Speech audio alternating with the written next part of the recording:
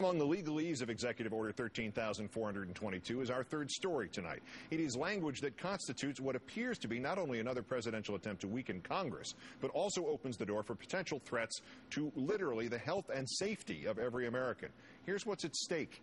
Each year, the people's representatives pass laws to protect the people from dangerous or unfair practices of their bosses, big business, special interests, and so on. You may have read about this in school.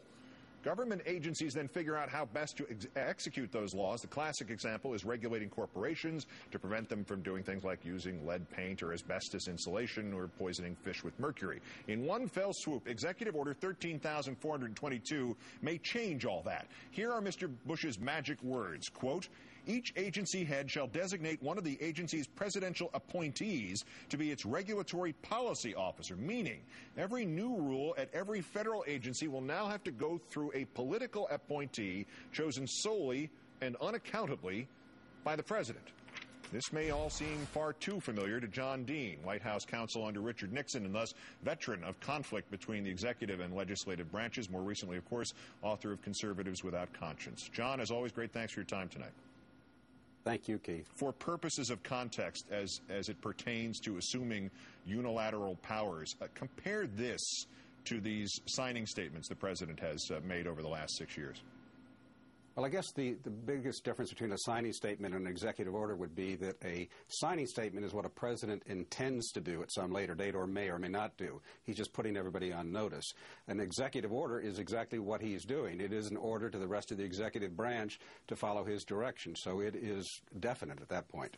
All right, so extrapolate, if we have something that's definite already, if this order is not countermanded in some way, acted against by Congress, what's the worst kind of outrageous or startling thing this president or any president who succeeds him could do and still claim, hey, this is legal, I have this executive order? Well, hypotheticals are tough, but let's just say hypothetically a French drug firm comes up with a cure for AIDS and all sexually transmitted diseases.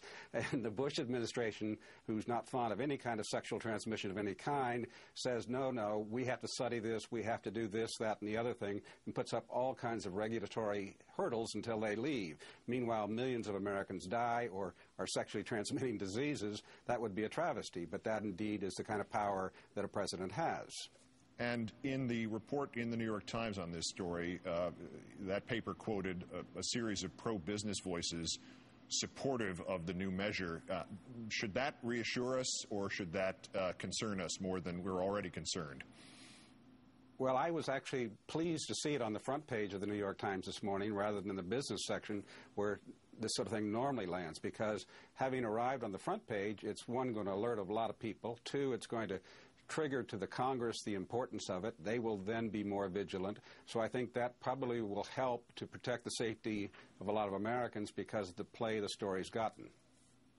In the past, though, John, any vagueness from Congress about how you meet the goals regarding safety, regarding health, was fleshed out to a great degree, anyway, by career experts at each of the agencies.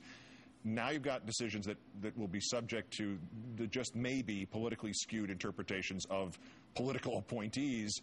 We've learned tonight that the House is in the wake of this, as the publicity that you just mentioned, is likely to hold hearings about this in the future. But other than tightening the legislative language to minimize a president's wiggle room, does Congress have any recourse about this now?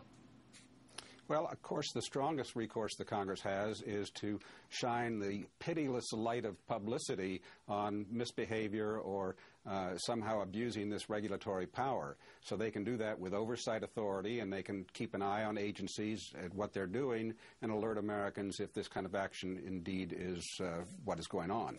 And let's lastly apply the standard litmus test that we apply to all such seeming changes in the executive branch. Would Richard Nixon have tried this or not? He did. No, he actually did not. This has been a steady trend where, in fact, Bush's order is amending Clinton's order, which is amending Reagan's order. So this has really gone back and is likely to be in place for a good while. That's encouraging. John Dean, White House counsel to President Nixon, author of Worse Than Watergate, Conservatives Without Conscience. As always, sir, our great thanks, our privilege to have you here. Thank you, Keith. From trying to control